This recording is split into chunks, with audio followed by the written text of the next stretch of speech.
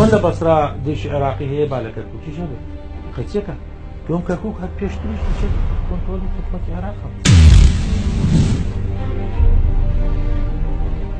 دەڵێن تاڵەبانی فەرمانی کردووە بە هێزەکەی کە هیچ نەجەنگیەت لەگەڵ ئەو سوپایی کە دێنە کەرکووک لەبەر ئەوەی ڕێکەوتن هەبوو لە نێوان تۆ و حکومەتی فیدراڵی و هێزی شیعەکان هەشتی شعبی و ئێرانی بە تایبەت قاسم سلێمانی.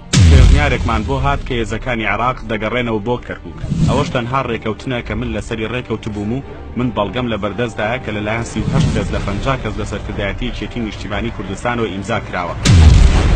بەڕاستی پێشنیارێکی باش بوو.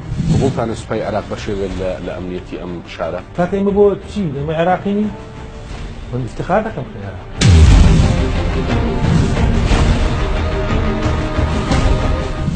لاهوری شێرزەنجوری وا ئەزانێت کە چەند درۆکانی خۆی دووپات بکاتەوە خەڵک باوەڕی پێکات. بەڵام هەڵم کرد هەڵەکە بووە هۆی ئەوەی کەمە کەرکووک دەدەست بین بەڵام ئێستاش من ئامادەم بێمەوە یەک ڕێزی نیشتیمانی دروستکەم.